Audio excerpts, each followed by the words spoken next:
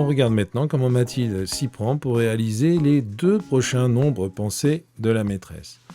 La maîtresse pense un nombre qui est un multiple de 3. Elle le divise par 3 et elle obtient 14. Quel était ce nombre? La maîtresse nous précise que le nombre est dans la table du 3. On va pouvoir le partager par 3 sans avoir de reste. C'est plus pratique. Mathilde imagine la ligne graduée. Et sur cette ligne graduée, elle imagine le nombre de la maîtresse qu'elle marque par un point d'interrogation. Ce nombre, la maîtresse l'a partagé en 3. Elle est arrivée vers un nombre plus petit, puisqu'on a coupé en 3. On est allé dans ce sens, on a divisé par 3, et on a trouvé un quotient de 14.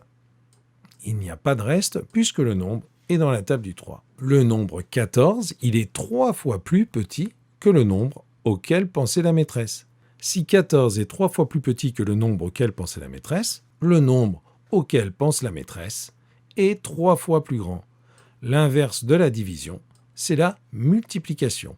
Mathilde fait 14 multiplié par 3 et elle trouve le nombre auquel pensait la maîtresse, c'est-à-dire 42. Et on peut vérifier que 42 divisé par 3, c'est bien 14.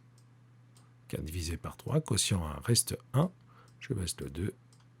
4 fois 3, 12, reste 0. Ça marche.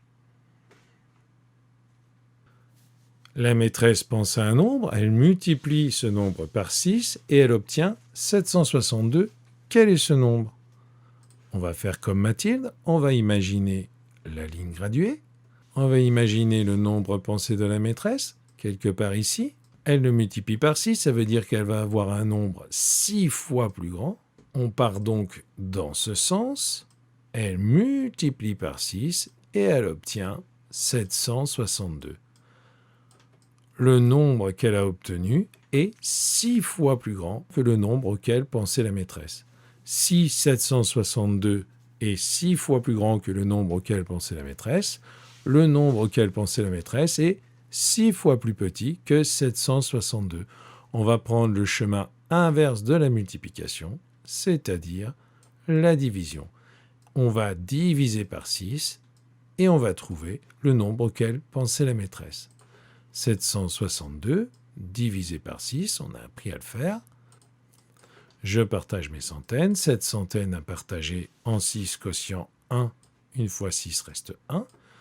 Je descends mes dizaines. J'ai 16 dizaines à partager. 16 partagé en 6, quotient 2 reste 4. Je descends mes unités. 42 unités à partager en 6, quotient 7, reste 0. La maîtresse pensait au nombre 127. Et on va vérifier qu'en faisant 127 multiplié par 6, on arrive bien à 762. 7 fois 6, 42, je retiens 4.